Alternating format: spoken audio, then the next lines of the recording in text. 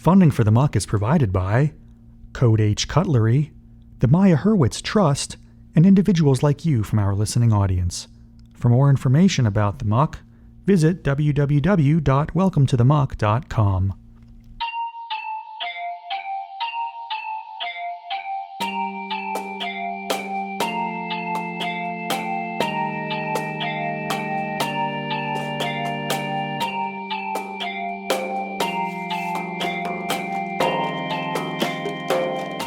Chapter 3, The Mystery of Vanishin Verdant. West Virginia, a state that's not often in the national news, and when it is, well, it's not often good. Take the January 2014 Elk River chemical spill, which sent scores of residents to the hospital and left 250,000 people without potable water for a week. And sadly, not the Mountain State's first run-in with environmental calamity. A much smaller spill occurred along the banks of the Buckhannon River in southern Upshur County back in the summer of 1998, when contaminants from Verdant processing leaked into a popular swimming hole and led to the acute poisoning deaths of 2 9-year-old twin girls, Natalie and Nicole Unseld.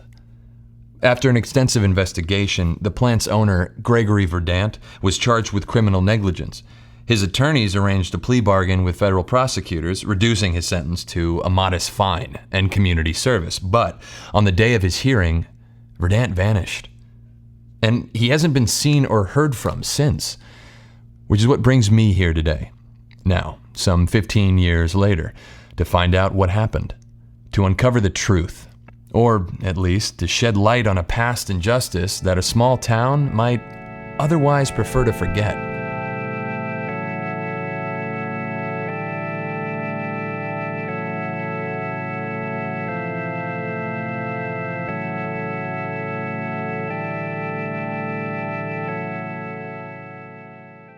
So, who was Gregory Verdant? And what were the events surrounding his mysterious disappearance? To answer these questions, we have to travel back to the late 1980s, where we find a 29-year-old Gregory Verdant, fresh out of grad school, University of Michigan to be specific, a newly minted PhD in chemical engineering, who took his first job with RAF Industries, the multinational East Lansing-based conglomerate. While RAF's general counsel respectfully declined my request for Verdant's files from the Human Resources Department, I did manage to track down a former colleague. Gregory Verdant. Well, that's a blast from the past. This is Pete Shipley, a retired senior engineer at RAF Industries and Gregory Verdant's first boss.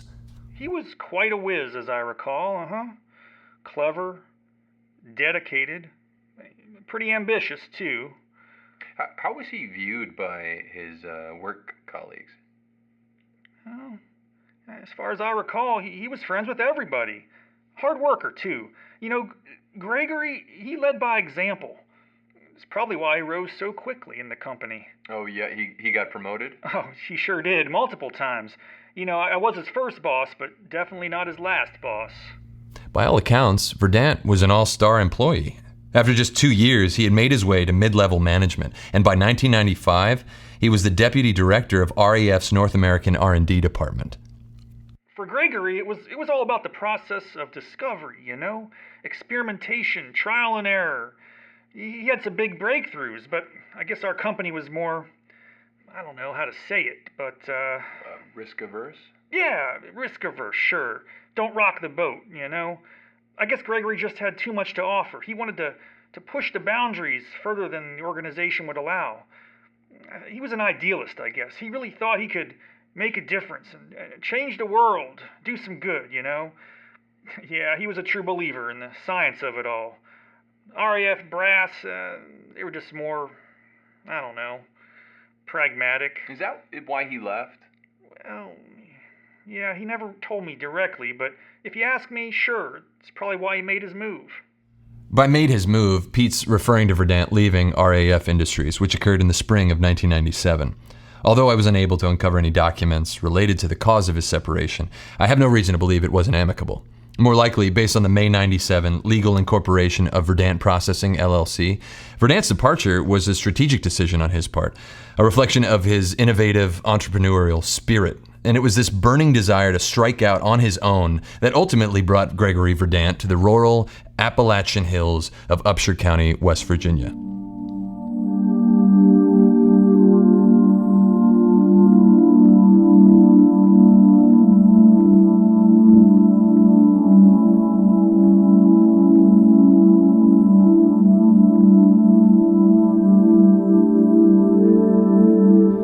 Verdant Processing's Upshur County facility opened with great fanfare in the summer of 1998 in the unincorporated community of Sago, just outside Buckhannon, West Virginia. The plant's opening was the culmination of nearly a year of intense negotiations between Verdant and the Upshur County Commission, a courtship well documented in the local press. Ultimately, the deal resulted in a 20-year property tax abatement for Verdant, estimated at $1.7 million over the life of the benefit. A perk granted under the auspices of, quote, economic development. It was a costly but not particularly controversial measure, given Verdant's pledge to hire local and expand the facility in the coming years. At the time, it was thought that Verdant Processing would lead to something for which everyone in the community, and the broader region for that matter, was in desperate search of: jobs. Verdant Processing was a once-in-a-generation opportunity for the community. Everybody was behind it.